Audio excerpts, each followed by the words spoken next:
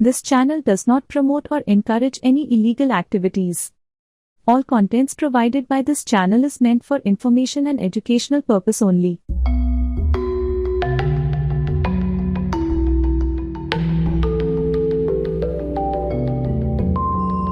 जय माता दी दोस्तों, आज मैं आपको एक ऐसा प्रयोग बताने वाली हूँ जो आज तक आपने कभी न सुना होगा।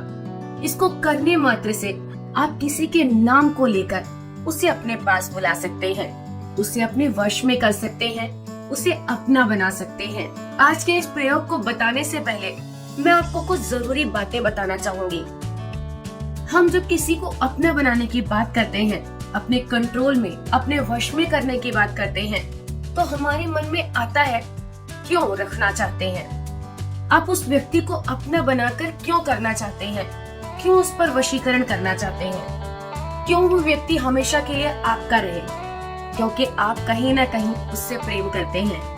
प्रेम अपने आप में ही एक बहुत बड़ा वशीकरण है। वो आपको कंट्रोल में हो, आपके पास आए, वो आपका बन के रहे, ये तो दूसरी बात है। आप उसको पाने के लिए दुनिया का कोई भी काम करने को तैयार है, चाहे वो सही हो चाहे वो गलत। तो अगर आपके पास प्रेम नाम का वशीकरण है तो मेरा ये कार्य आपको जरूर लगेगा। घर का मेन गेट हमारे जिंदगी में सबसे ज्यादा ऊर्जा का स्रोत होता है।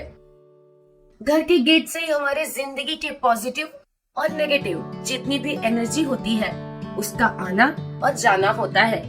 दिन के सूर्य के उगते ही पॉजिटिव एनर्जी हमारे घर के अंदर जहाँ से प्रवेश करती है वो हमारे घर का मुख्य द्वार होता है, और संध्या के बाद नेगेटिव एनर्जी जो हमारे घर से निकलती है वो भी हमारे घर का मुख्य द्वार होता है। हमारा मुख्य द्वार पर हमेशा कुछ चीजें होनी चाहिए, जैसे कि स्वस्तिक का चिन्ह आपके मुख्य द्वार पर हमेशा बना होना चाहिए।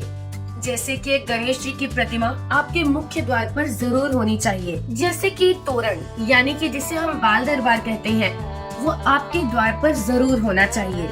जैसे कि आपके मुख्य द्वार पर हफ्ते में 2 बार गंगा जल का छिड़काव जरूर होना चाहिए। जैसे कि आपके मुख्य द्वार पर कभी भी जूते चप्पल बिखरे हुए नहीं होने चाहिए। आपके मुख्य द्वार के सामने बड़े पेड़ पौधे कभी नहीं लगाने चाहिए। जैसे कि आपके मुख्य द्वार पर कभी भी कटा हुआ या टूटा हुआ नहीं होना चाहिए। आपके मुख्य द्वार पर कभी भी कोई ऐसी चीज नहीं होनी चाहिए जो आपके घर में किसी भी एनर्जी को प्रवेश करने से रोक दे। जैसे कि अगर हम लोग अब फ्लैट में रहते हैं तो आप लोगों के पास जमीन का घर होगा। अगर आपके घर के द्वार के बिल्कुल सामने गली जाए तो इसे पति का घर कहते हैं। अगर ये तीर पर आपका घर बना है तो आपको हमेशा ऊर्जा की प्रॉब्लम रहेगी, आपको प्रॉपर ऊर्जा प्राप्त नहीं होगी और उस घर के अंदर हमेशा परेशानियां रहेंगी। आपके घर के बिल्कुल सामने प्रेस करने वाला यानी कि धोबी बैठता होगा तो आपके जीवन के परेशानियों के रास्ते हमेशा खुले रहेंगे। आपके बिल्कुल गेट के सामने कोई भी लोहे का खंबा या बिजली का कोई खंबा होगा तो आपको दिक्कत हमेशा महसूस होगी। आपको पैसों की आर्थिक दिक्कत हमेशा लगी रहेगी। आपके घर के सामने अगर गड्ढा होगा या आपके घर के सामने कोई ऐसी जगह होगी जहाँ पर गंदगी डाली जाती होगी, आपके जीवन के अंदर प्रेम बिल्कुल नहीं रहेगा। आप बार बार इमोशनल सेटबैक से गुजरेंगे। आपके जीवन में हमेशा दिक्कतें आती रहेंगी और आप उन दिक्कतों में हमेशा इमोशनली अपने आप को बहुत ज्यादा परेशान पाएंगे। आपके घर के अंदर बीमारियां कभी खत्म नहीं होंगी। अगर ये सारी चीजें आपके मुख्य द्वार के सामने हैं और आप इसे बदल नहीं सकते, आप यहाँ से कोई दूसरी जगह नहीं जा सकते, शिफ्ट नहीं हो सकते, तो आपको हफ्ते में 2 बार अपने घर के मुख्य द्वार पर आम के पत्ते से बनी हुई तोरण जरूर लगानी चाहिए। आपको अपने घर के मुख्य द्वार पर नींबू मिर्ची टांग देना चाहिए। आपको अपने घर के मुख्य द्वार के ऊपर एक छोटा सा चांदी का छल्ला जरूर टांगा रखना चाहिए। ध्यान रहे किसी को पता ना चले, वरना कोई चोरी करके ले जाएगा। आप घोड़े की नाल जरूर लगा सकते हैं। आप ये छोटी छोटी चीजें अगर करते हैं तो आपके जीवन की सारी समस्याएं दूर हो जाती हैं। चलिए बात करते हैं आज के उपाय की। अगर आप किसी से प्यार करते हैं तो ये चीजें आपके मुंह में रखकर नाम बोलिए, वो आपके पास तुरंत भागा चला आएगा। क्या करना है कि आपको मंगलवार की रात्रि को आपको एक मिट्टी का पात्र लेना है।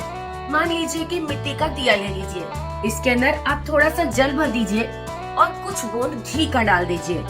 इसमें आप एक लौंग, एक इलायची रख दीजिए। आपको 7 बार श्री राम का नाम लेना है। उसके बाद आपको हनुमान चालीसा का पाठ करना है। अगले दिन यानी कि बुधवार के दिन सुबह उठकर आप नहा धोकर अपने घर के मंदिर में एक घी का दीपक प्रज्वलित करिए और उसके बाद आपको श्री राम का नाम लेकर उस घी के पात्र में यानी कि वो जो मिट्टी का पात्र था उसमें से आपको लौंग और इलायची निकाल लेना है। निकालने के बाद आप इसे एक पेपर या एक मलमल के कपड़े के अंदर रखकर पूरे दिन अपने पास रख लीजिए और शाम को जब संध्या हो जाए उसके बाद आप ये दोनों चीजें अपने मुंह में रखिए और 3 बार उस व्यक्ति का नाम लीजिए। वो जहाँ भी होगा, जिस भी स्थिति में होगा, जितना भी दूर बैठा होगा, वो आपके पास जरूर आएगा। आपसे बात करने के लिए उतारू हो जाएगा। जरूरी नहीं है कि ये उपाय सिर्फ प्रेमी प्रेमिका करे, ये उपाय सिर्फ पति पत्नी करे। आप जिससे भी प्रेम करते हैं वो आपसे रूठा है, आपसे दूर है, आपसे बहुत ज्यादा अलग हो गया है, रिश्ता टूट गया है, तो एक बार ये छोटा सा उपाय करके देखिए, रिश्ता दोबारा जुड़ जाएगा, आप एक हो जाएंगे। जय माता दी दोस्तों। प्यारे दर्शकों, बहुत कोई भक्त अघोरी तांत्रिक पूजा करवाना चाहता है, लेकिन सही गुरुजी नहीं मिलने के कारण वह सब भक्त अपना पूजा नहीं करवा पाते हैं। गुरुजी श्री राजू तंत्र शास्त्री जी बंगाल में अघोर तंत्र पूजा करते हैं। अगर आप तारापीठ या शमशान में या गुरुजी के आश्रम में पूजा करवाना चाहते हैं तो स्वयं आकर बैठकर या फिर आप वीडियो कॉल पर अपना पूजा करवा सकते हैं। प्रमाण के साथ वीडियो प्रस्तुत किया जा रहा है कैसे तारापीठ या महाशमशान में या गुरु जी के आश्रम में अघोरी हवन कुंड में पूजा होते हैं। प्यारे भक्तों, आप किसी से भी अघोरी या तांत्रिक पूजा करवाना चाहते हैं, पहले आप वीडियो कॉल करके देख ले, फिर विश्वास करें। हमारे गुरु जी जब आश्रम में होते हैं तब आपका वीडियो कॉल जरूर उठाएंगे। आप बात करके गुरु जी से सही सलाह ले सकते हैं। आप भक्तों हमेशा रिजल्ट के पीछे भागते हो, इस कारण से जीवन में आपको सही कार्य सिद्ध नहीं होते हैं। आप कर्म के पीछे भागो, भगवान श्री कृष्ण के आशीर्वाद से आपको सही परिणाम जरूर मिलेगा।